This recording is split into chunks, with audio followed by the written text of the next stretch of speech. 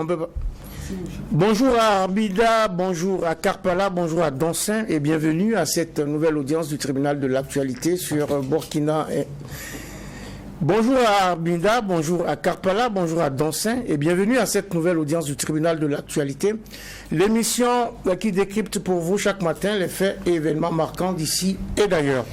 Nous nous rendons aujourd'hui à Donsin, localité située à 35 km de Ouagadougou, pour parler de l'aéroport international qui doit s'y ériger. Où en est ce projet qui avance à pas de tortue et dont une dalle s'est effondrée le 30 décembre dernier, faisant 7 décès et 6 blessés. Le directeur général de la maîtrise d'ouvrage de l'aéroport de Donsin, le colonel-major Tamoussi Bonzi, est dans le prétoire du tribunal de l'actualité pour un état des lieux de l'avancement des travaux de cette importante infrastructure. Bonjour colonel et merci d'honorer notre convocation. Bonjour, merci à vous.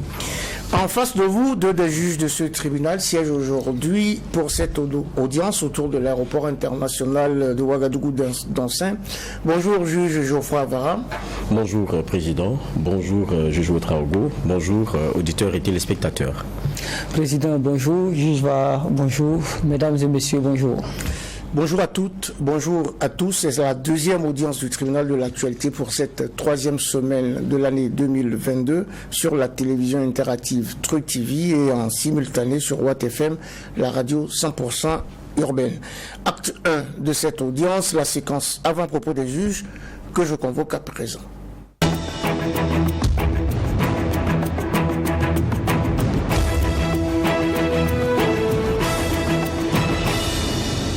Avant propos des juges, et pour lancer cette audience, nous commençons avec le juge Geoffroy Avara.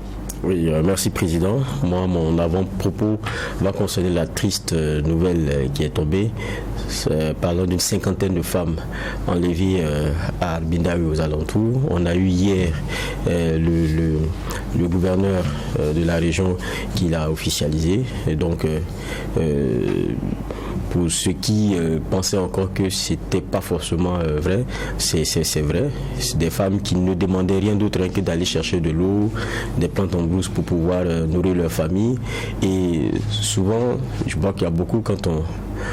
une vie c'est une vie, hein.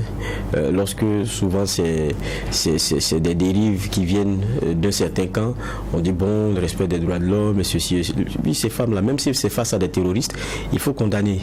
Ce qui s'est passé, c'est vraiment triste. Ces dames n'ont pas demandé ça, et en plus on connaît les conditions dans lesquelles vivent nos frères et sœurs burkinabés, qui sont dans certaines parties assez difficiles parce que sous le contrôle des terroristes, et donc en blocus.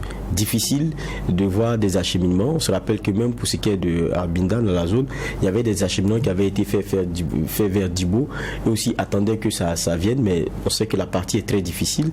Donc c'est une zone qui n'est pas simple à vivre.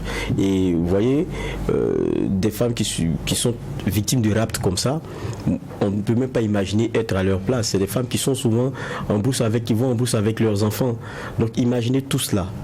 Et vraiment ça fait froid dans le dos, et c'est ça la vérité du terrorisme. Il ne faudrait pas qu'on se leurre, ou bien qu'on tourne outre mesure. Laissons quelquefois les argumentaires qui sont donnés et tout. C'est ce visage-là, le terrorisme. Ce n'est pas bon. Et ça, c'est à condamner ce qui s'est passé avec toute la dernière hérésie. Et ce qu'on peut espérer, c'est que ces femmes-là soient retrouvées saines et sauves. Il faut que ces femmes soient retrouvées saines et sauves. Arbinda que l'on pleure, Arbinda qui avait déjà enregistré à un Noël, je ne sais plus c'est 2020 ou 2019, une expédition punitive de ces groupes armés terroristes. Restons de cœur avec Arbinda et avec toutes les femmes en souffrance actuellement. Juge Inoussa Ouetraogo, votre avant-propos. Merci président. Je voudrais rester dans la même tendance pour dire que j'ai une pensée pour les familles de toutes ces femmes qui ont été enlevées, et dire que les femmes, malgré les difficultés, sont restées le symbole de la résilience et du courage dans cette lutte que nous menons contre le terrorisme. J'ai à l'idée donc cette femme qui a dû parcourir avec sa fille plus de 50 km en quittant un village de la province du Soum pour allier donc Barsalgo à Kaya pour pouvoir avoir des semis. On était pendant la saison de pluie pour pouvoir avoir des semis pour pouvoir cultiver. Et cette femme a parcouru une cinquantaine de kilomètres avec sa fille, comme je disais. Elle a réussi donc à braver la pluie, l'insécurité. Elle a eu ses semis, elle est repartie au village. Un village que je ne vais pas citer, en tout cas dans la province du Soum. Elle a pu s'aimer, elle a cultivé, elle a récolté et aujourd'hui elle fait la fierté de ce village-là et les hommes en parlent avec beaucoup de fierté.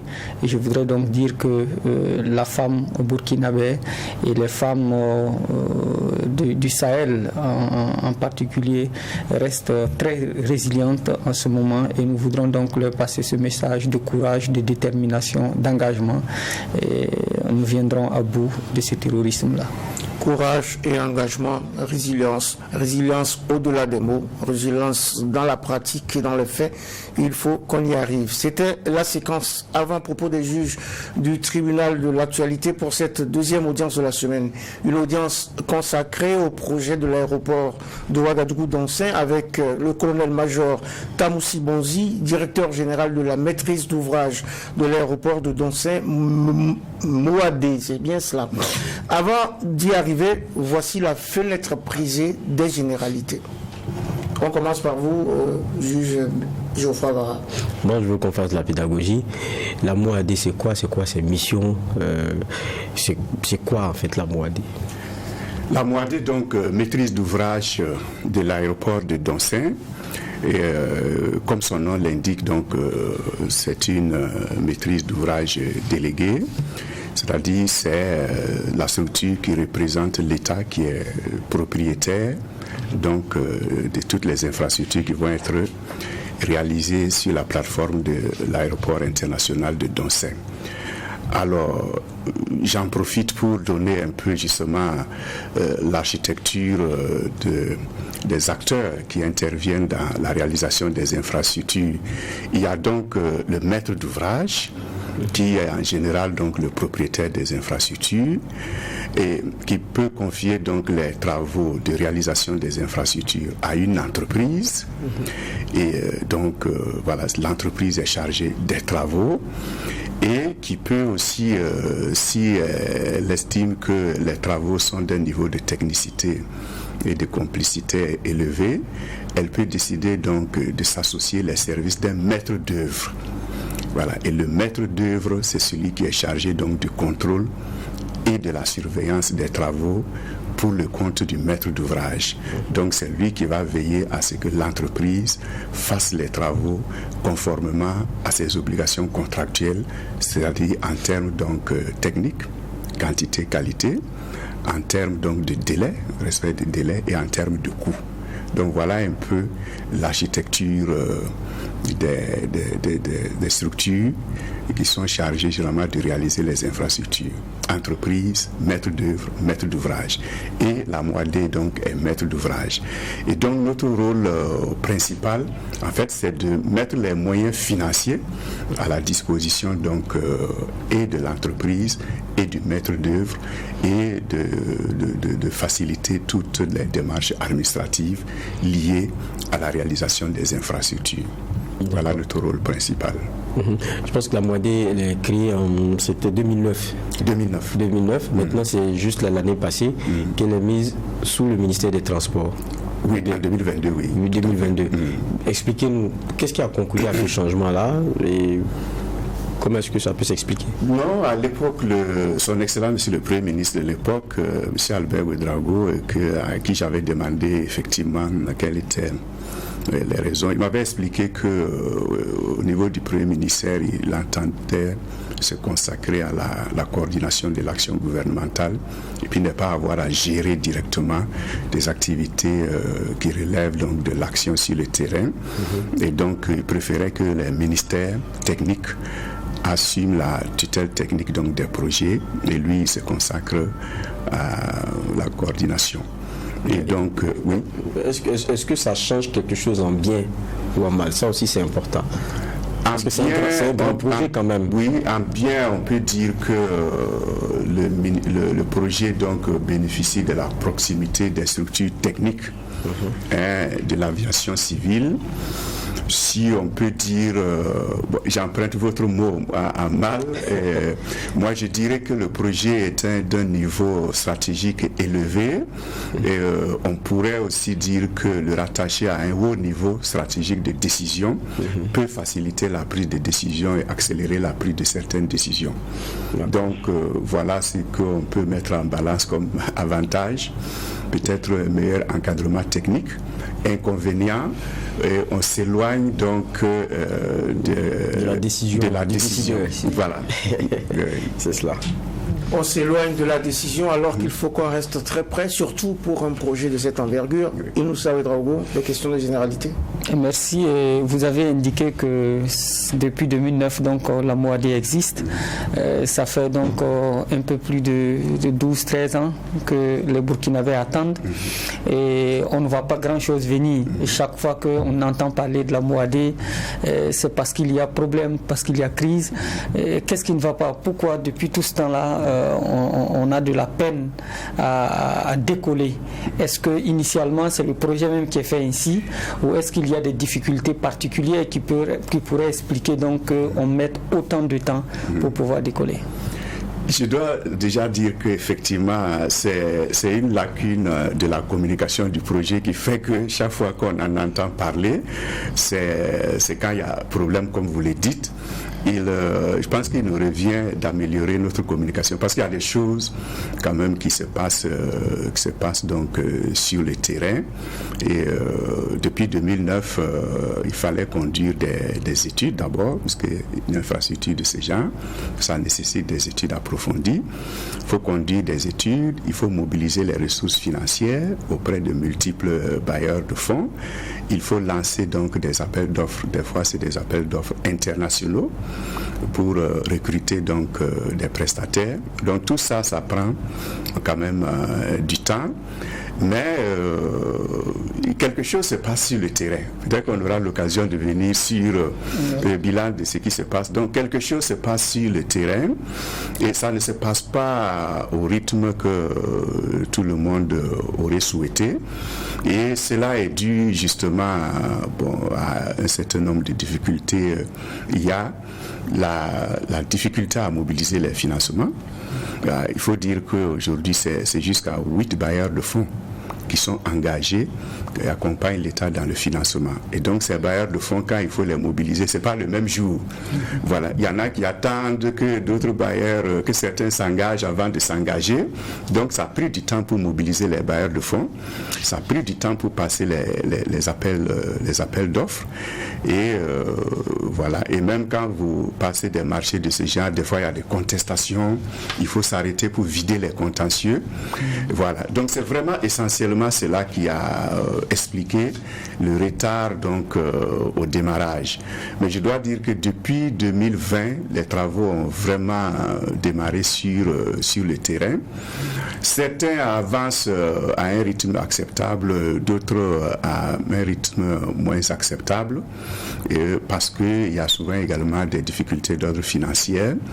Là aussi, il faut reconnaître que souvent, certaines entreprises travaillent, mais notamment quand il s'agit donc de les payer sur le budget de l'État, il faut reconnaître que la MOAD n'a pas toujours eu les crédits budgétaires demandés et donc les paiements en direction des entreprises qui travaillent ne se sont pas toujours faits également dans les délais. C'est dit donc que voilà, il y a des lacunes au plan administratif, au plan technique, mais également au plan financier. Voilà, c'est ce qui justifie. Mais nous sommes en train de monter en puissance au fur et à mesure que ces difficultés sont connues. Et, bien sûr, toutes les structures impliquées se mettent ensemble pour trouver des solutions. Et ces derniers temps, je dois remercier le ministère de l'Économie et des Finances qui déploie actuellement beaucoup d'efforts pour nous accorder les crédits nécessaires pour que nous puissions payer à temps les décomptes des entreprises pour ne pas freiner l'avancement des travaux. Bon, lorsque vous dites que vous êtes en train de monter en puissance, c'est vrai, c'est une expression qui, chaque fois qu'on l'a entendue, malheureusement, ça n'a pas toujours été le cas.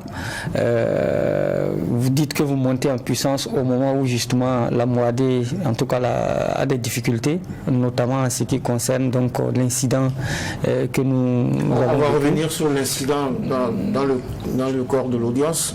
Si vous avez une question de généralité là-dessus, vous posez la question de généralité. Sinon, vous êtes bien sur le tribunal de l'actualité. C'est la deuxième audience de la semaine. La deuxième audience de la semaine, aujourd'hui, nous recevons pour vous le colonel-major Tamoussi Bonzi, le directeur de la maîtrise d'ouvrage de l'aéroport de Dansem-Mouadé. Des questions de généralité que nous avons donc épuisées, qui nous conduisent tout droit dans la salle d'embarquement de cet aéroport. La première destination, le projet et son importance pour le Burkina. Quelles sont, Monsieur Bonzi, les caractéristiques principales de ce projet, dont la première phase, qui devait durer 5 ans et s'achever en 2018, s'étend maintenant de 2013 à 2024. Alors, quels sont les objectifs donc de la construction de l'aéroport de Dansem? Comme vous le savez, le Burkina dispose actuellement d'un aéroport international, l'aéroport international de Ouagadougou, qui est situé en plein centre-ville.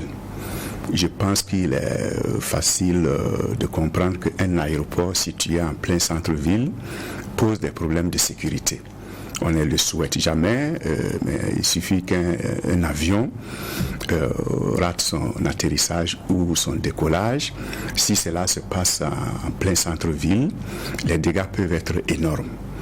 Donc, l'une des premières raisons et l'un des premiers objectifs de la construction de l'aéroport de Dansem, c'est de résoudre ce problème de sécurité en déplaçant l'aéroport du centre-ville à une distance assez raisonnable donc, de la ville, précisément à une trentaine de kilomètres donc, de la ville. Ensuite, l'aéroport de Ouagadougou aujourd'hui, pour ceux qui le fréquentent, voient que les infrastructures sont exiguës.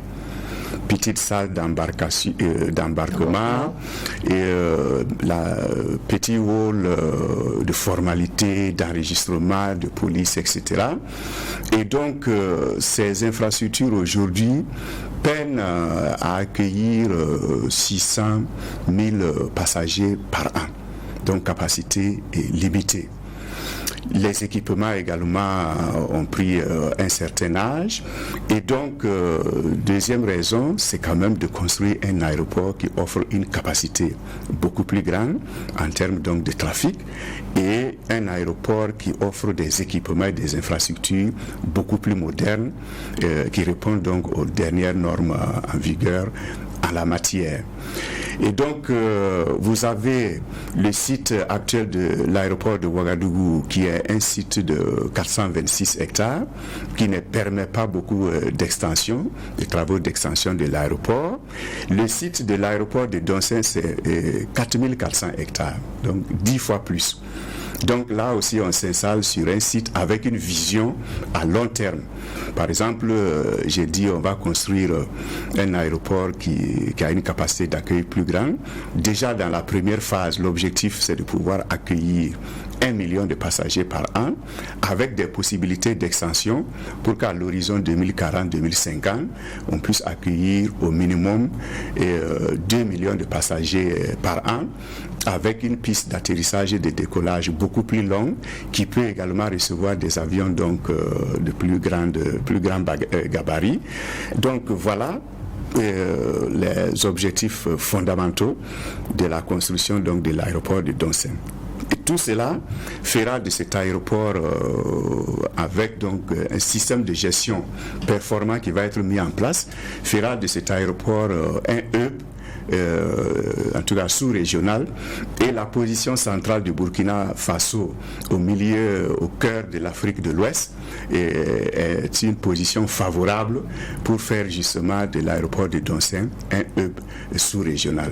Donc voilà un peu les enjeux de la construction de cet aéroport. Et donc, comme vous le savez également, à côté de l'aéroport actuel, il y a une base militaire. Je ne veux pas trop m'étendre là-dessus, mais également à l'aéroport de Doncin, nous avons prévu l'installation d'une nouvelle base militaire. Donc, vous me permettrez de ne pas m'étaler sur les caractéristiques. Donc, le projet comprend une partie militaire et donc une partie civile. Oui, juge Inoussa Ouedraogo. Merci.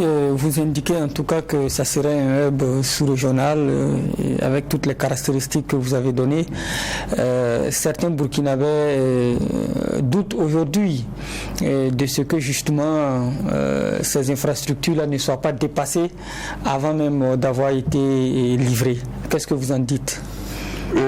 Non, on peut même dire que peut-être là quelque chose, retard peut être utile, parce que aujourd'hui l'aérogare qui n'est pas encore construit et dont par exemple, si nous prenons le plan initial de l'aérogare tel qu'il avait été conçu donc au début du projet, actuellement ce n'est pas le même plan architectural, ce n'est pas le même niveau d'équipement que nous comptons réaliser. Ça veut dire qu'au moment où, par exemple, l'aérogare sera construit, il sera équipé des équipements de dernière génération. Au moment où actuellement nous sommes en train de construire ce que nous appelons une zone technique, la zone ASECNA. Vous savez que la SECNA a besoin d'un certain nombre d'instruments pour assurer donc la surveillance donc de la navigation. Et donc c'est maintenant que nous venons donc nous sommes en train de lancer l'appel d'offres pour commander les équipements. Et donc ces équipements seront des équipements de dernier cri. Voilà, c'est pas des équipements d'avant-hier que nous allons commander.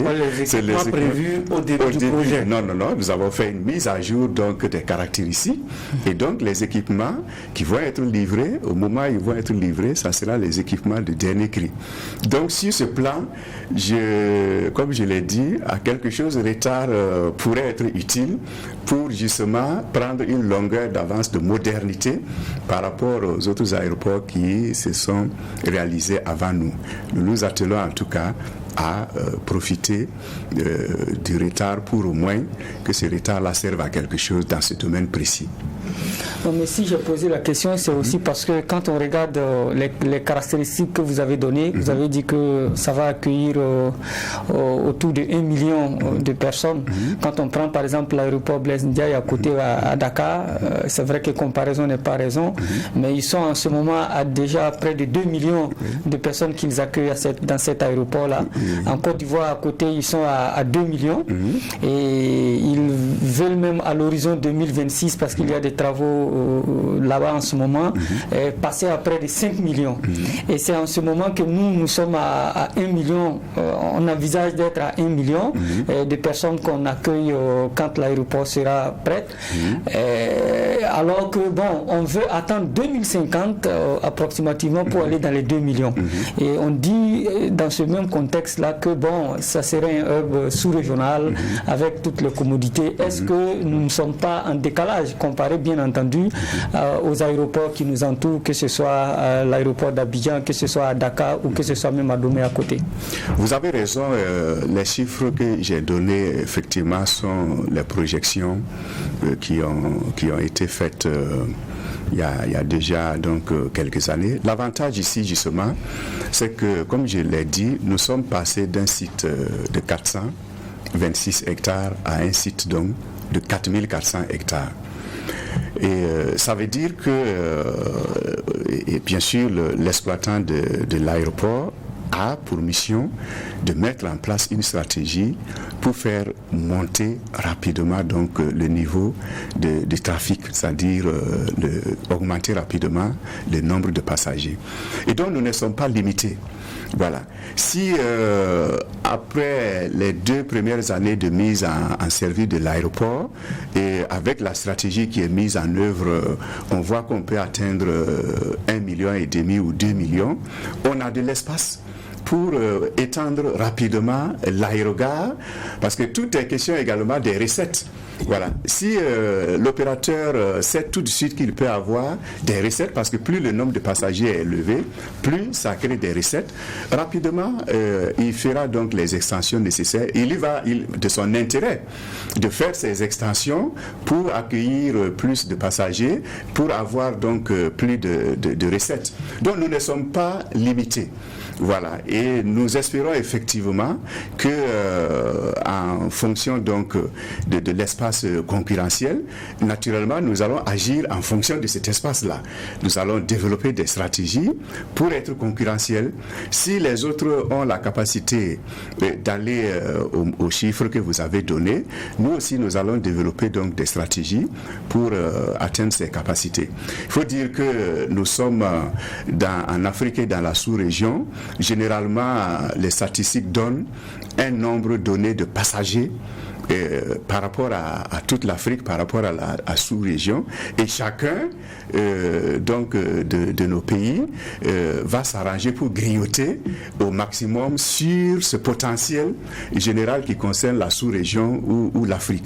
Donc il nous reviendra de développer donc les stratégies pour accroître rapidement. Et l'avantage vraiment, c'est que là où on est actuellement, même si à un certain moment on avait du point de vue du marketing la possibilité d'accueillir plus de passagers, on était limité par l'espace.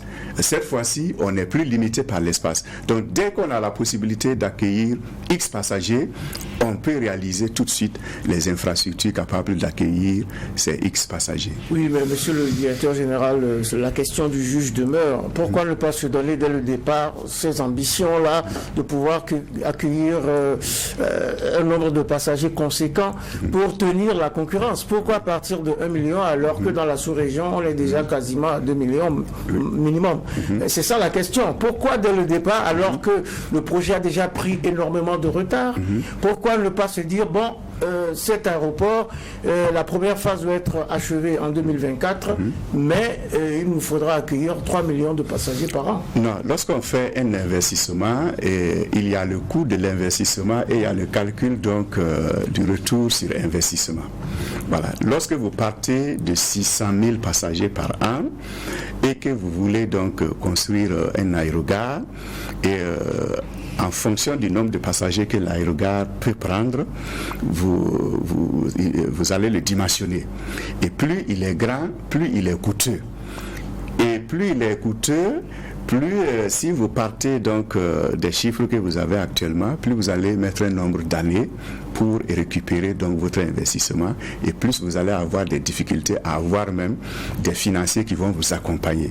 Donc il vaut mieux aller avec des chiffres dont la fiabilité est reconnue par ceux qui vous accompagnent pour le financement. Voilà. Parce que si vous venez dire que vous allez passer brusquement de 600 000 à 2 millions, n'importe quel financier va vous dire non mais écoutez, vous rêvez, il faut aller doucement, il faut aller étape par étape, mettez en place d'abord une stratégie pour atteindre 1 million et puis on verra comment vous allez améliorer la stratégie pour aller à 2 millions. Dès que nous sommes sûrs que vous allez aller à 2 millions, nous allons vous accompagner. Voilà.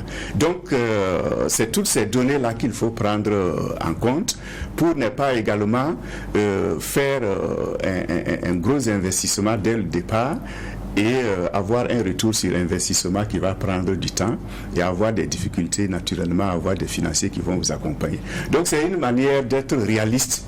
Voilà, il faut être ambitieux, c'est vrai, mais en même temps, il faut être réaliste. Et être réaliste là, c'est pouvoir faire un pas, tenir le pas, faire un deuxième pas, quitte à accélérer la cadence des pas, mais vous ne pouvez pas faire 3 pas du coup, et là vous risquez de perdre l'équilibre et de vous retrouver à terre. Allez donc pas à pas, faire un pas après l'autre et tenir chaque pas de gagner. Juge Geoffroy Vara, peut-être qu'on peut rapidement évoquer l'état des lieux et des travaux aujourd'hui. Oui, il y a la question de l'état des lieux des travaux, mais moi je veux revenir un peu sur le point. Il y a plus que Inoussa disait, bon, pour nous, quand parce qu'on parle d'aéroport, hein, c'est pas une gare de taxi du quartier. Donc on sait que là, les ambitions doivent être vraiment fortes et puis arrimer à l'évolution très rapide des choses. Est-ce que le modèle aussi ne pose pas problème? Parce que depuis on parle d'argent, on parle de moyens, nous on entend PPP, dans les PPP, il y a une grosse partie encore que l'État va assumer et tout. Est-ce que l'État ne devrait pas tout assumer en définitive, puisque c'est un si grand projet et on devrait vraiment y aller avec l'ambition et toute l'ambition qu'il faut? Est-ce que le projet de souveraineté aussi? Voilà, de souveraineté. Est-ce que c'est pas le modèle lui-même qui fait que, bon, on est quelquefois soumis à d'autres aléas? Non, il faut vraiment tenir compte des réalités du Burkina. L'idéal aurait été si on avait les ressources et si on n'avait pas les autres contraintes que vous connaissez aujourd'hui. Parce qu'aujourd'hui, tout le monde sait que l'essentiel de nos ressources, et tout le monde est d'accord là-dessus, l'essentiel de nos ressources à l'heure actuelle doivent être utilisées pour nous permettre de retrouver rapidement la paix. Voilà, si on change de priorité, on prend tout l'argent pour construire un aéroport et qu'on n'a pas la paix, personne ne va venir atterrir sur cet aéroport. Donc les priorités sont connues et les ressources de l'État sont limitées. Voilà, c'est à cause de la limitation des ressources de l'État par rapport aux priorités que actuellement il y a effectivement un déficit de financement de près de 150 milliards pour boucler les infrastructures, et c'est dans la recherche de ces 150 milliards entre autres que une partie donc des infrastructures est en train, en tout cas on recherche un partenaire, le PPP, pour pouvoir lui confier la réalisation de cette partie des infrastructures et puis également donc lui permettre d'assurer la gestion de l'aéroport pour rentrer dans ces fonds, mais surtout pour apporter justement une expertise et une stratégie qui nous permettent d'avancer vite par rapport à ce qu'on disait donc tantôt. Donc l'idéal aurait été ça, et nous tous, nous serions très heureux si l'État avait la possibilité dans l'immédiat, sur ses ressources propres, de dégager ces 150 milliards, mais je ne me mettrai pas à la place du ministère de l'économie et des finances, mais des échanges que nous avons, et même vous pouvez vous douter qu'aujourd'hui, ce n'est pas facile pour le Burkina de dégager 150 milliards immédiatement pour investir sur ressources propres à l'aéroport, alors que nous faisons face à la situation que vous connaissez. Et vous disiez que vous voulez qu'on aille sur l'état d'avancement des travaux. Bon, c'est vrai que la dernière nouvelle qui est venue, c'est une dalle qui s'est affichée, et on parlait de la dalle de la salle de conférence. Bon, on va pas aller directement au problème. Où on en est dans l'avancement des choses là-bas? Alors, comme vous évoquez effectivement donc l'accident dramatique mortel qui s'est produit, je voudrais à cet instant en tout cas avoir une pensée vraiment pour les 7 victimes décédées de cet accident. Présenter mes très sincères condoléances aux familles, souhaiter que l'âme des défunts repose en paix. Il y a eu également 6 blessés, dont 4 légers, 2 relativement un peu plus graves, des fractures qui sont en train d'être soignés. Je leur souhaite donc un prompt rétablissement.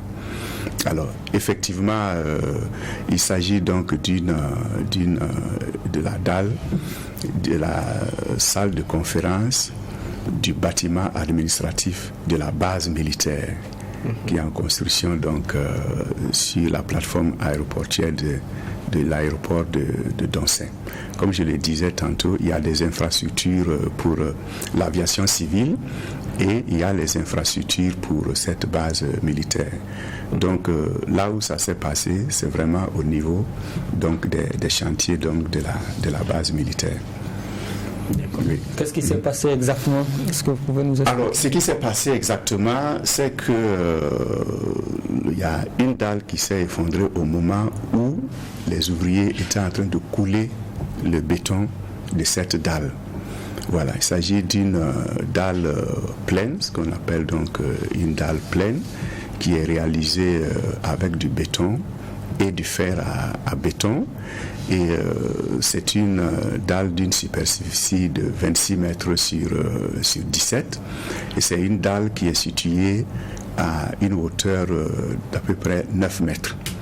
Alors, la hauteur normale de la dalle d'un bâtiment ordinaire se situe généralement entre 2,80 mètres à 3 mètres. Et pour réaliser cette dalle, il y a un système d'étayage. On fait un coffrage sur lequel on met le fer et sur lequel le béton va venir. Et ce coffrage est soutenu par des étais.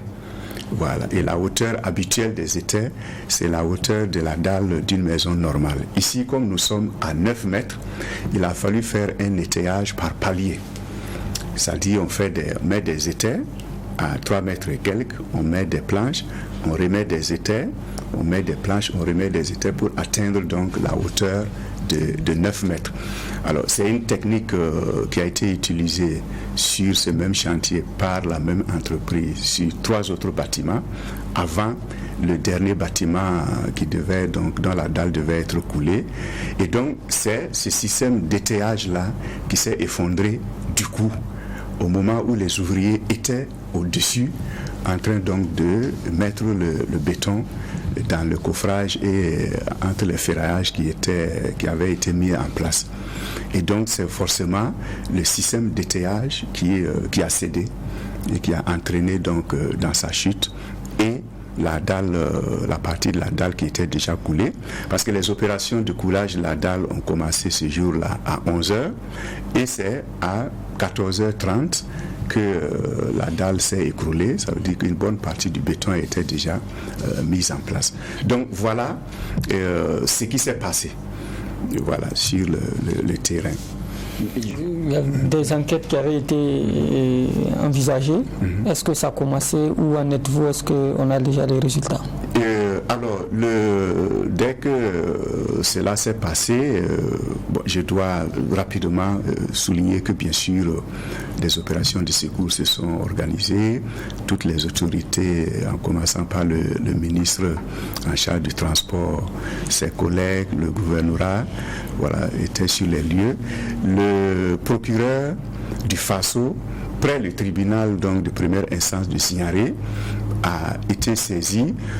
J'avoue que je ne sais pas s'il s'est auto-saisi ou il a été saisi. Toujours est-il que dès les premiers instants, il était là et avec donc la police scientifique. Donc ça veut dire que dès les premiers instants, lui, il a commencé donc son travail d'enquête et d'investigation pour vraiment faire toute la lumière, situer les responsabilités, faire toute la lumière. J'ai moi-même été déjà auditionné par la brigade donc des recherches de la police de Signaré. C'est dit donc que, en tout cas, les investigations sous l'autorité du procureur sont en cours.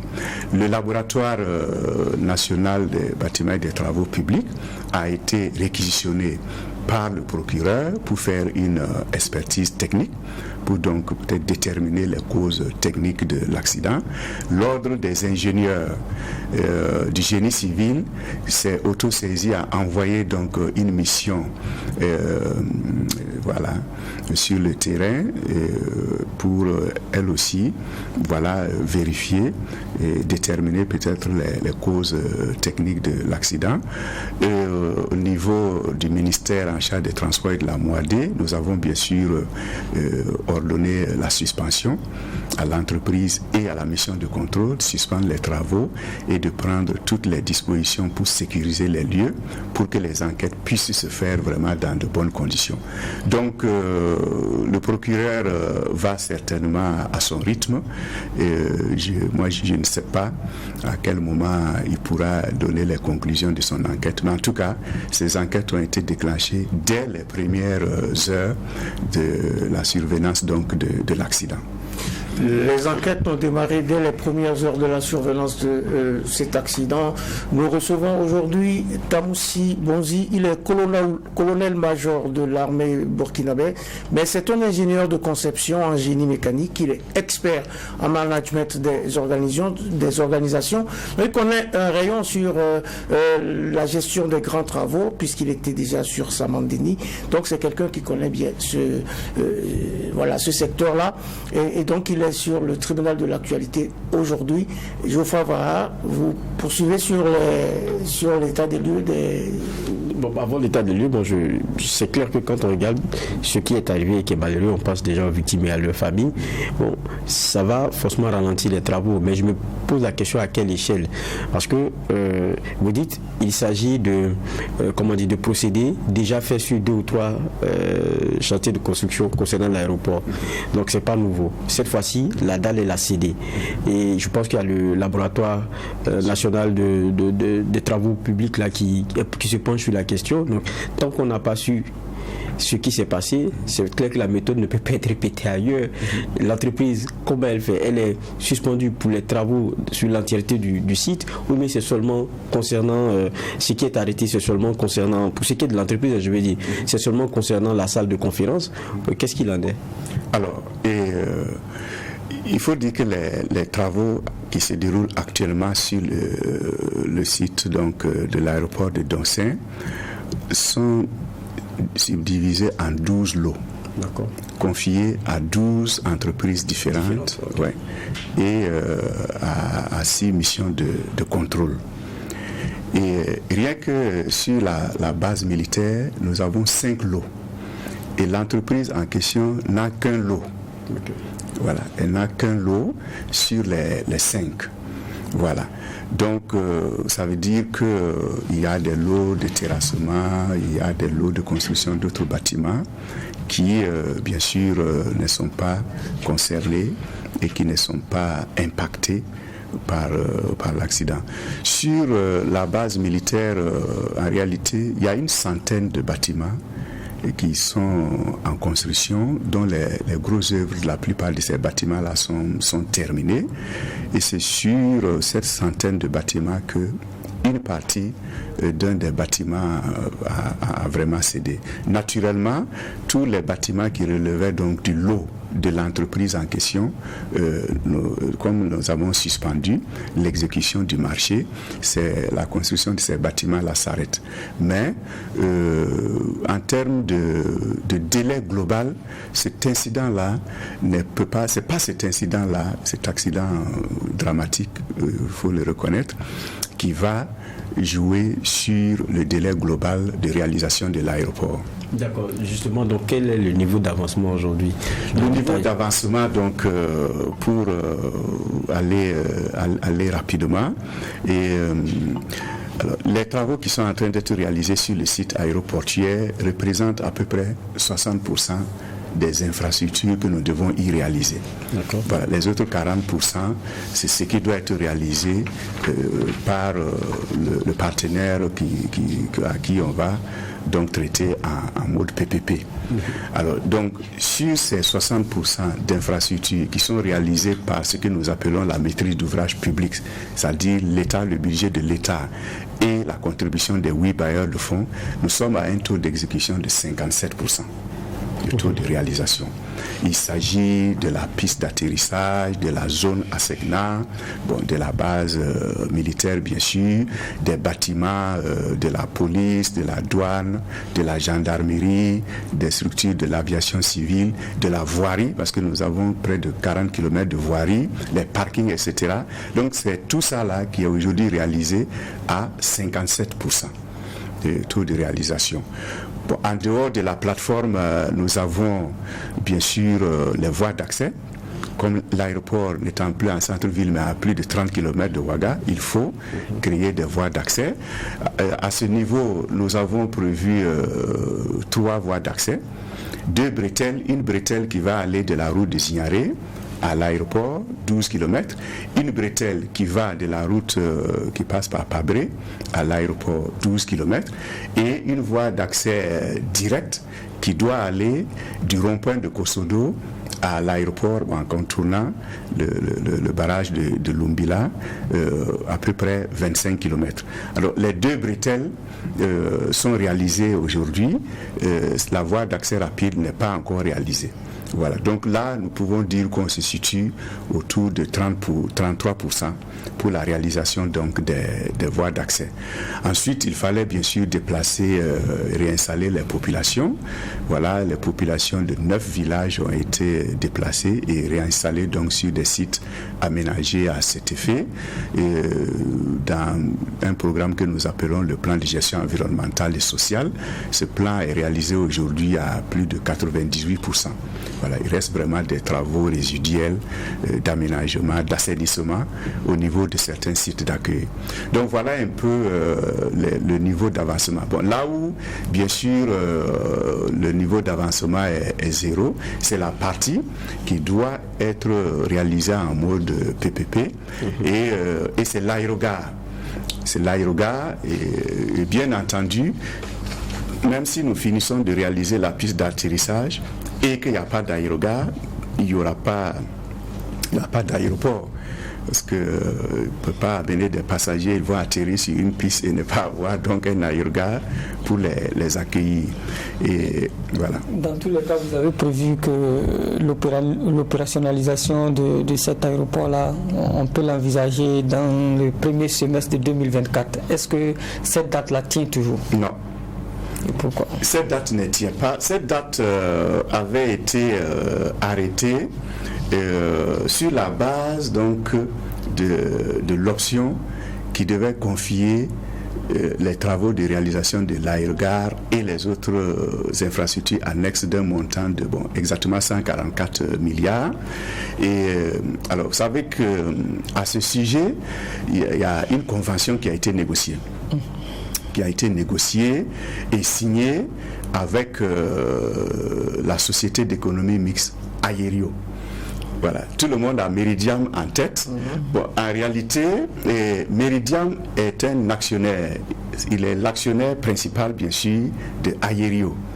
Mais l'État a signé la convention avec une société d'économie mixte de droit burkinabé appelée Aéreo, dans laquelle Meridiam détient 60% des parts. Les 40 autres pourcents sont répartis entre l'État, la SECNA et les privés burkinabés. Donc la convention a été signée exactement le 12 octobre 2021 avec la société Aéreo. Et la convention avait prévu que, une fois signée, un mois plus tard, un décret devait être pris pour consacrer la date de démarrage de la mise en œuvre de la convention. Ce décret-là devait intervenir un mois plus tard, donc soit au plus tard le 12 novembre 2021.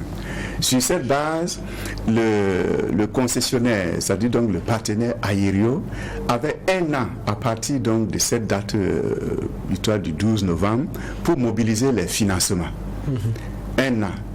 Et 2 ans pour construire les infrastructures. Donc si vous prenez un an à partir du 12 novembre 2021, vous avez 12 novembre 2022. Financement bouclé. 2 ans à partir du 12 novembre 2022, il doit construire les infrastructures. Vous aboutissez à 12 novembre 2024. Donc voilà sur quelle base la date donc de 2024 avait été donnée.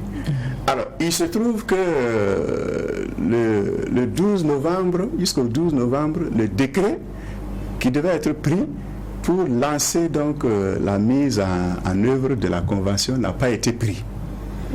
Jusqu'à l'avènement du MPSR 1, donc jusqu'en janvier, le décret n'a pas été pris. Alors, à l'avènement du MPSR, à un certain moment, comme vous l'avez relevé tantôt, le projet a été donc mis sous la tutelle technique du ministère en charge des Transports.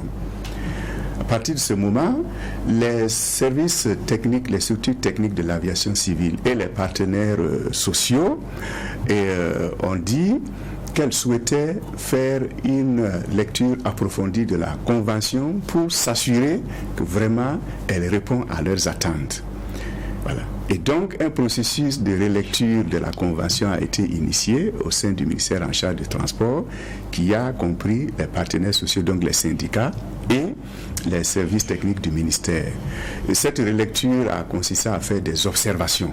et des propositions de modification de la Convention pour qu'elle puisse répondre donc aux attentes des structures en question.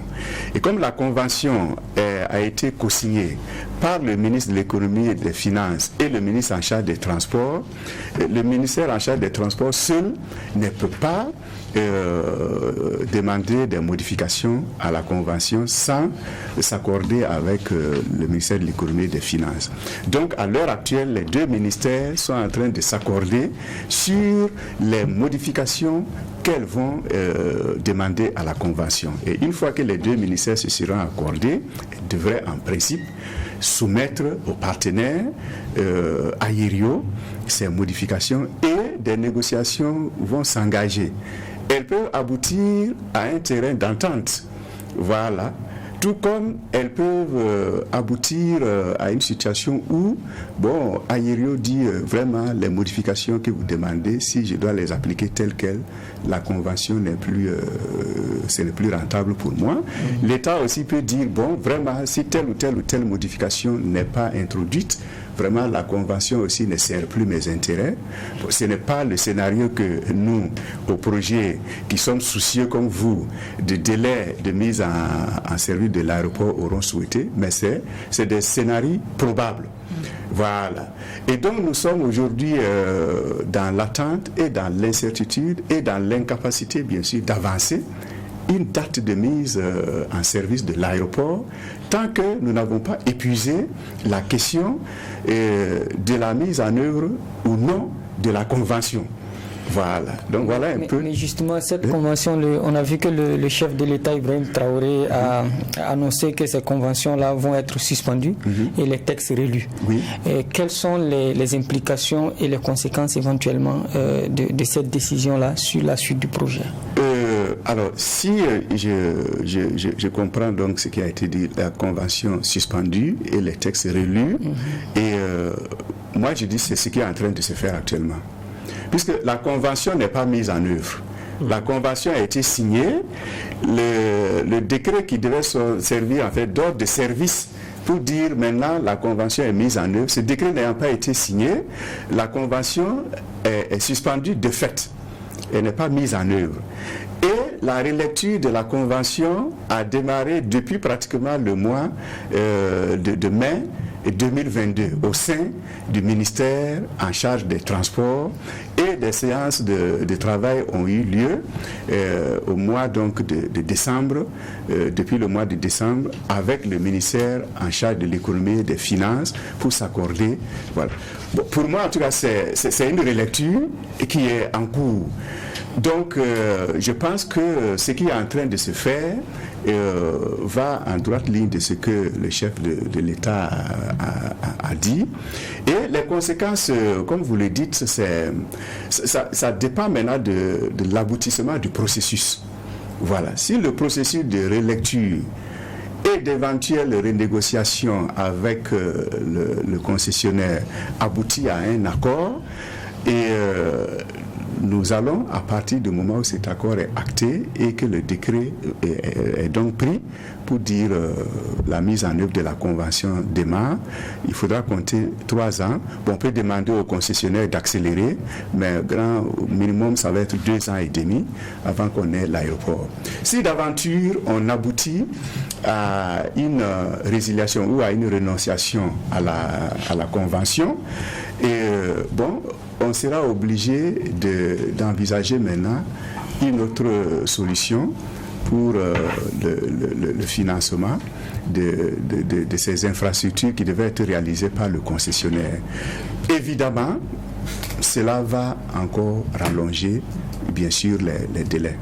Parce qu'il faudra se donner le temps d'identifier un partenaire fiable, de négocier une nouvelle convention avec ce partenaire, etc., etc.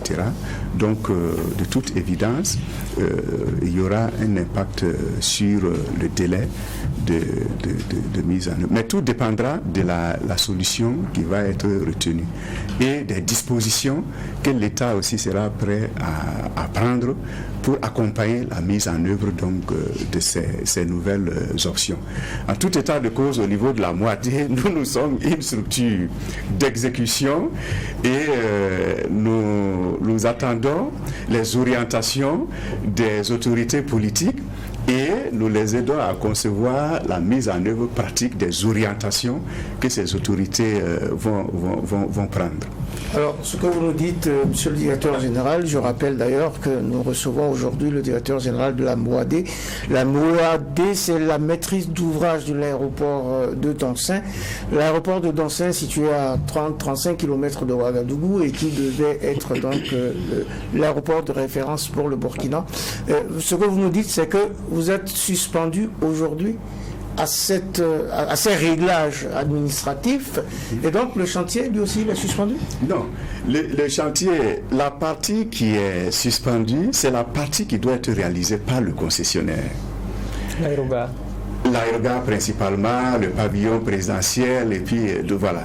Oh, mais qui n'a pas commencé. Non, qui n'a pas commencé. Mais non, quand le président du tribunal demande si les travaux sont si le chantier est suspendu. Non, la piste d'atterrissage sera prête dans 1 an maximum. Il y aura la piste d'atterrissage. Voilà. Oui, mais si l'avion ne pourra pas atterrir, puisque il n'y a pas d'aérogare. Les avions nous pourrons finir aussi, je ne veux pas trop en parler, mais peut-être nous pourrons finir aussi la partie militaire, il est possible. Voilà, s'il y a une piste d'atterrissage, il est possible de faire quelque chose sur l'aéroport, notamment au niveau de cette partie-là. Et puis, il y a les autres infrastructures, comme je dis, la voirie sera prête, les bâtiments de la police, de la gendarmerie et tout seront prêts. La zone ASECNA sera là équipée. C'est vrai que l'ASECNA ne va pas se déployer sur 2 aéroports en même temps, mais ce qui est sûr, les 60% donc de l'aéroport qui sont réalisés en maîtrise d'ouvrage public, les travaux se poursuivent et le lot au niveau de la base militaire, le lot sur lequel il y a eu l'incident, sur les 5 lots, ce lot-là est suspendu jusqu'à ce que nous ayons les résultats et des investigations donc du procureur et des investigations techniques, mais le reste se poursuit avec bien sûr au niveau de la Mouadé, commençant à tirer déjà des leçons de ce qui s'est passé. Il va sans dire qu'au lendemain d'un tel accident, nous prenons des dispositions. Voilà, par exemple, nous venons de renforcer donc nos équipes d'ingénieurs pour mieux encadrer donc la supervision donc des travaux sur le terrain et comme on l'avait dit, la technique qui avait été utilisée pour faire cette dalle, quand nous allons être autorisés à reprendre les travaux, il est sûr et certain que nous n'allons pas aller dans la même technique, nous allons aller à une technique peut-être va coûter beaucoup plus cher, mais nous serons obligés d'améliorer la technique. Donc ces dispositions sont en train d'être prises à notre niveau pour au contraire vraiment faire en sorte que les travaux qui sont réalisés sous maîtrise d'ouvrage public connaissent un rythme soutenu et puissent être achevés au plus tard dans les 2 ans qui viennent. Oui, Geoffroy Varin. Mais quand on regarde, c'est vrai qu'on parle d'aéroport, c'est pas seulement une question d'infrastructure, d'édifice. Il y a derrière aussi des fois, même pas des fois, il y a derrière les questions de souveraineté et puis même d'intérêt pur et dur, financier et tout. Ce qui est remis en cause, c'est est-ce que le Burkina à un moment donné a vraiment défendu ses intérêts crânement dans ce projet-là. Tant et si bien que on a écouté le collectif des syndicats qui est même passé sur ce plateau-là, tribunal de l'actualité, une fois aussi au JDS, qui a rappelé que ça a été très très très mal négocié. Et quand vous parliez de Aério, possédé à 60% par Meridiam, après les 40% c'est l'État, c'est ASECNA et autres, et tout ça. Mais au fond, ce qu'il dit, c'est qu'il y a une partie qu'on brade d'abord de notre souveraineté, parce qu'il y a beaucoup de structures qui risquent fort d'être fondues. Là-dedans, ça c'est un. Et puis, 2, c'est très mal négocié. Moi, quand je vois le Burkina qui suit 436 milliards se débrouille bien pour sa partie, et puis c'est 144 milliards pour un PPP. Bon, on se pose la question, et pour que ce soit sur 27 ans que la personne se fasse rembourser forcément avec des intérêts, au fond, on a mal négocié, non? Alors, c'est un jugement que moi je ne vais pas prononcer, et moi j'ai beaucoup de respect pour l'opinion et les démarches des syndicats, dont je salue d'ailleurs une des actions qui a permis de sauver l'aéroport de Bobo-Dioulasso. Vous vous rappelez que les premières moutures de ces conventions avant signature parlaient d'exclusion de l'aéroport dans un rayon de 400 km. Il a fallu que les syndicats... Dans la première mouture, oui. Il a fallu que le syndicat effectivement attire l'attention, se batte, et cela ne ressort plus, bien sûr, dans la mouture actuelle. Donc moi je salue absolument l'action des syndicats. Ils ont leur méthode, ils ont leur langage que je ne peux pas avoir. Par rapport à la convention, moi j'ai beaucoup de respect pour le travail de mes dévanciers. Ce n'est pas une convention qui a été imposée par Meridiam, c'est une convention qui a été proposée. Un comité interministériel a été mis en place sous l'égide du ministère de l'économie et des finances, dans lequel il y avait des représentants du ministère en charge du transport, qui a négocié pendant des mois, et les Burkinabés qui étaient dans ce comité, je ne peux en aucun cas les soupçonner d'être apatrides. Ils ont défendu autant qu'ils pouvaient. On peut se tromper de bonne foi. Bien sûr, absolument. Voilà, on peut se tromper de bonne foi, et toute œuvre est perfectible, tout contrat. Quand vous le réalisez, vous pouvez toujours apporter donc des améliorations. Voilà. Donc cela a été négocié, et c'est le ministère en charge des Transports qui, à un certain moment, a produit un rapport en Conseil des ministres pour dire que la convention qui a été négociée est bonne, et qu'il demande au gouvernement donc d'autoriser sa signature. C'est sur la base de ce rapport en Conseil des ministres du ministère des Transports que le gouvernement a autorisé la signature par les deux ministres. Donc moi, j'ai beaucoup de respect pour le travail de mes dévanciers. On peut le critiquer, on peut l'améliorer, mais je ne me permettrai pas de faire des jugements pour dire que les gens ont très mal négocié.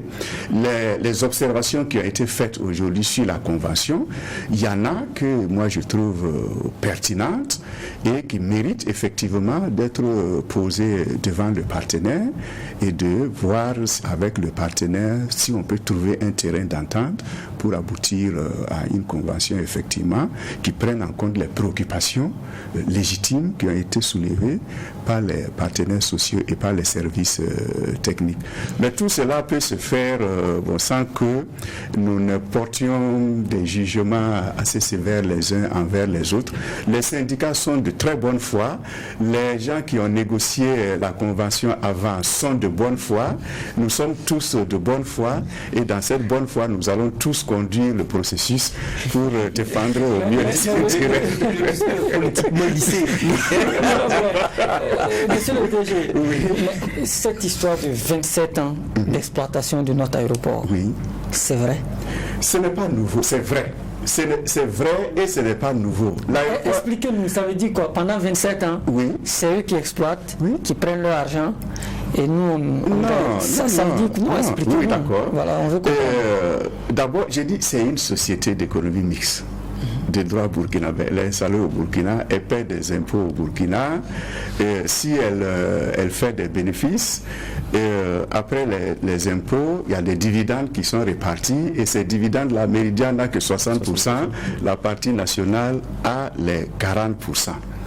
Ensuite, elle paie des redevances de concession à l'État burkinabé. La société d'économie mixte paie des redevances de concession. Maintenant, la discussion, c'est sur le montant de ces redevances-là. Voilà. La discussion aujourd'hui, c'est de voir est-ce qu'on ne peut pas avoir plus par rapport à ses redevances. Maintenant, la société, elle a fait un modèle financier, c'est-à-dire donc modèle financier dans lequel elle ressort, voilà les dépenses que je vais effectuer en termes d'investissement, en termes de coûts d'exploitation, voilà les recettes que je vais dégager. Et quand on fait donc, on met les deux en parallèle, ils se disent que c'est au bout de 27 ans d'exploitation qu'elle va rentrer dans ces fonds. On peut rediscuter, on peut vérifier si les charges indiquées sont objectives, si les ressources qu'elles ont indiquées ne sont pas sous-évaluées. Je pense que du reste, aujourd'hui, l'analyse qui est faite au niveau du ministère en charge des Transports, c'est que les ressources indiquées, les recettes indiquées donc dans le modèle financier actuel semblent sous-évaluées. Bon, on va confronter les chiffres et les sources des chiffres, et puis ce qui est surévalué et qu'on démontre que c'est surévalué, on va le réduire. Ce qui est sous-évalué et que nous démontrons que c'est sous-évalué, on va l'augmenter pour avoir un équilibre financier qui arrange les deux parties. Voilà. Donc c'est cet exercice-là, si en tout cas on veut continuer à travailler sur cette convention, c'est cet exercice-là qui va être fait, à mon avis, objectivement, calmement, sans passion, mais avec beaucoup de détermination. Oui, je veux aussi rassurer, parce qu'on est aussi des profanes de certaines questions. Quand on parle de construction d'aéroport, je pense qu'il y a beaucoup d'éléments techniques aussi, très techniques. Pour la partie qui concerne le PPP, est-ce qu'il n'y a pas le justificatif du technique qui fasse qu'on fasse appel aussi à certaines entreprises qui s'y connaissent, ou bien, c'est-à-dire la partie burkinabé, si ce n'était pas la question des moyens, pouvait elle-même porter le projet et le faire jusqu'à la fin?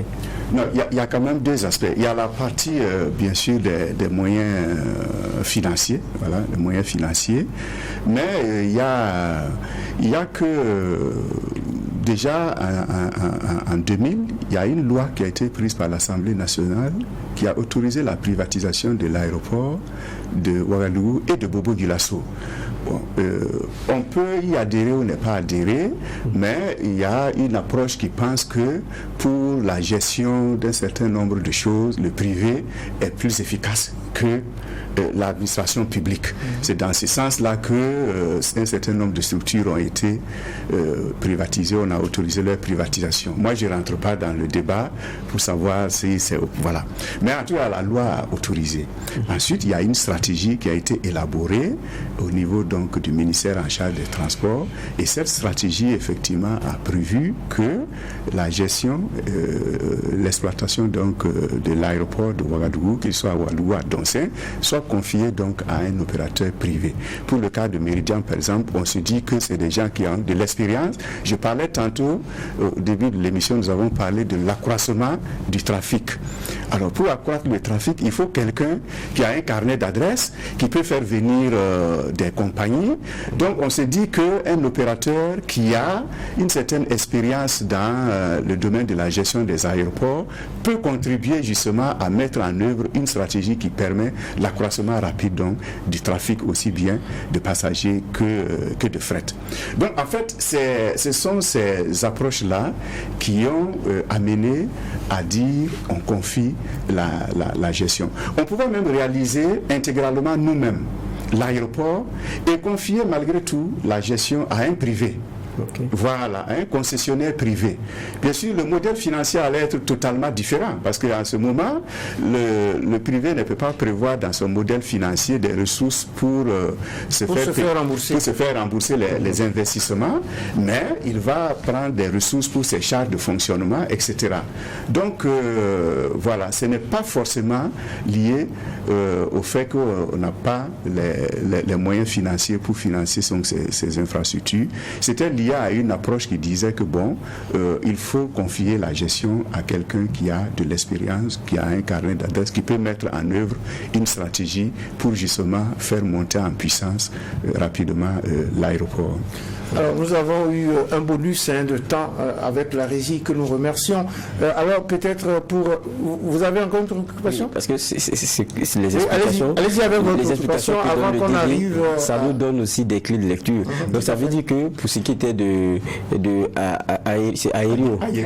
Ce qui est de aérien, ce qui les concernait, c'est seulement l'aéroport de c'est Ouaga. Initialement, oui, Ouagadougou, oui. Donc, ça veut dire que Bobo, c'était pas leur. C'était nullement concerné. Bobo n'est pas dans la concession actuellement. Je sais que vous êtes très, comment dire cela, vous arrondissez beaucoup les angles, mais bon, quelqu'un qui vient et qui va manager pour se faire payer sur un aéroport et qui travaille à ce qu'il y ait une zone élargie autour de laquelle il n'y ait pas de concurrence, y compris Bobo, bon, c'est pas pour venir développer forcément notre système ici, parce qu'on tue Bobo de facto si c'était passé comme ça et que les syndicats n'avaient rien dit.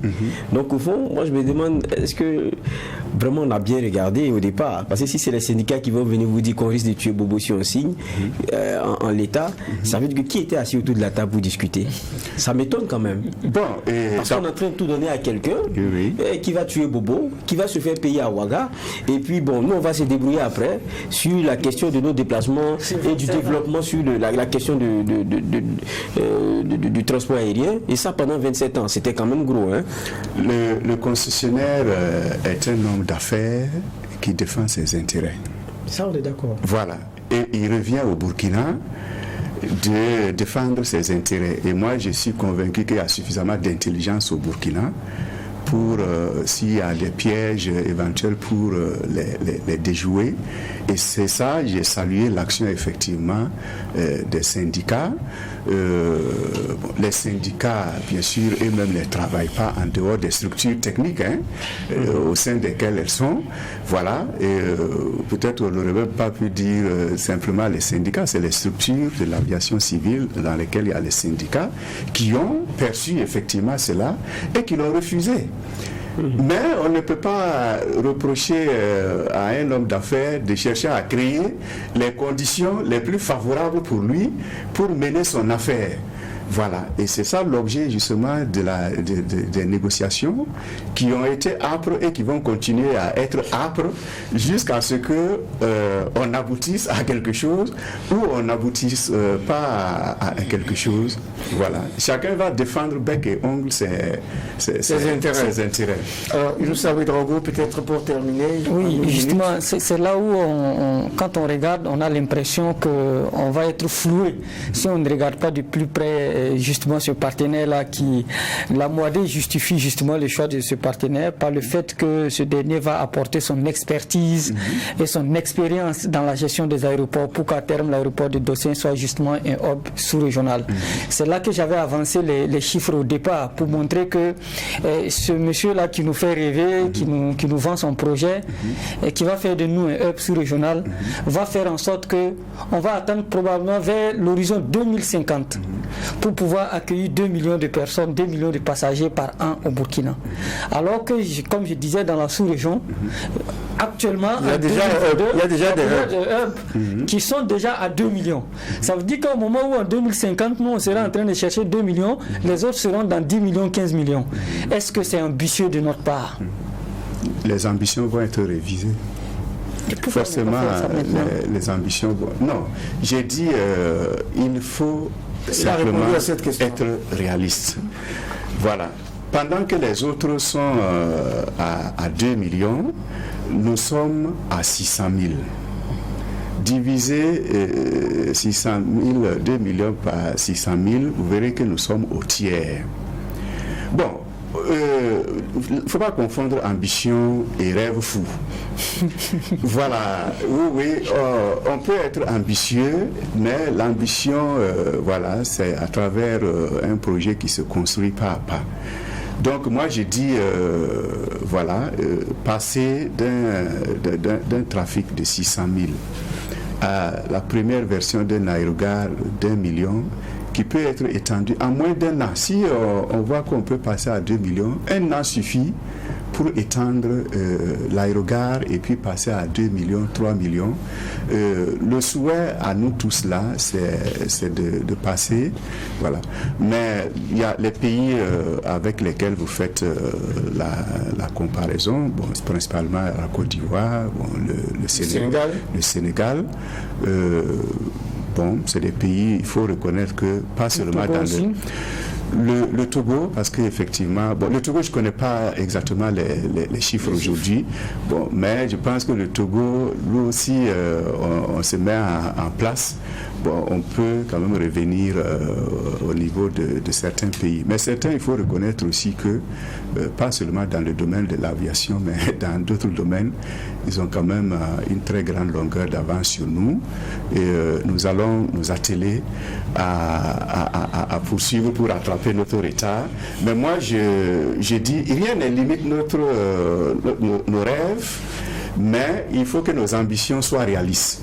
Donc nous allons rêver grand, avoir des rêves fous, mais nous allons avoir des ambitions réalistes. Parce que quand vous fixez un objectif qui est trop grand et que les gens ne l'atteignent pas, ça les décourage. Voilà, il vaut mieux fixer un objectif qu'on peut atteindre. Là, on est encouragé et on passe à l'étape suivante. Alors, notre bonus est épuisé, mais Geoffroy va à une toute dernière préoccupation, c'est bien ça? Oui, c'est vrai qu'on a suspendu et tout, mais au départ, on a dit qu'il y avait un appel à concurrence. Apparemment, ça n'a pas été fructueux. On est allé à comment on dit, quoi restreint là, pour ce qui est de la concession. Oui. C'est quoi? Les gens n'étaient pas intéressés? Les gens n'étaient pas intéressés. Ils ont jugé que l'aéroport n'était pas suffisamment rentable. Ça, c'est une vérité aussi. Ou bien c'est une perception? C'est une perception. Nous, Burkinabés, nous ne pouvons pas du tout nous mettre dans la tête que notre aéroport n'est pas rentable. Si nous en avions cette conviction, on n'allait pas le construire. Donc nous disons que ceux qui pensent que l'aéroport n'est pas rentable ont tort. C'est pourquoi, quand ils l'ont dit, au cours du premier appel d'offres, nous avons consulté d'autres personnes et le fait que nous ayons eu un concessionnaire nous prouve que notre aéroport peut être rentable, parce que sinon un homme d'affaires ne va pas venir vouloir gérer quelque chose qui n'est pas rentable. Donc ceux qui ont dit que c'est pas rentable ont tort, et nous, Burkinabés, nous sommes convaincus que notre aéroport peut être rentable. Et des études même ont été faites qui montrent qu'effectivement l'aéroport peut être rentable. Mais celui qui est venu veut se tailler la part du lion. Comment? Celui qui est venu veut se tailler la part du lion. Le projet va coûter au total 436 milliards, c'est ça? 436 milliards, jusqu'à la fin du projet, on ne peut pas donner bien sûr un chiffre rond. Oui. On ne peut pas donner un chiffre rond dans tous les cas. Il ne faut pas confondre, et ça sera le mot qu'on retiendra du directeur général de la MOAD. Il ne faut pas confondre ambition et rêve fou. C'est la fin de cette audience du tribunal de l'actualité consacrée au projet de l'aéroport de Ouagadougou-Dansing. Nous avons évoqué les cas d'avancement des travaux et les problèmes que rencontre cette importante infrastructure avec le colonel-major Tamoussi Bonzi. C'est le directeur général donc de la maîtrise d'ouvrage de l'aéroport de Dansing. Merci d'avoir honoré notre convocation. C'est moi qui vous remercie. Merci aux juges qui ont siégé aujourd'hui. Geoffroy Avara, merci. Merci à Inoussa Ouedraogo. Merci. Et merci aux équipes techniques de réalisation ainsi qu'à vous tous, auditeurs et auditrices de Watt FM, téléspectateurs et téléspectatrices de Tri TV, pour votre attention et pour votre fidélité. Et si la vie ne vaut rien, notez surtout en retour que rien ne vaut la vie. Mettons donc la nôtre au service de la vérité, de l'intégrité, de la solidarité. Nous y arriverons certainement en prenant soin les uns des autres et aussi en attendant et en écoutant le tribunal de l'actualité dès demain. Même heure, mêmes antennes, avec un maillet toujours aussi juste, incisif et sans complaisance.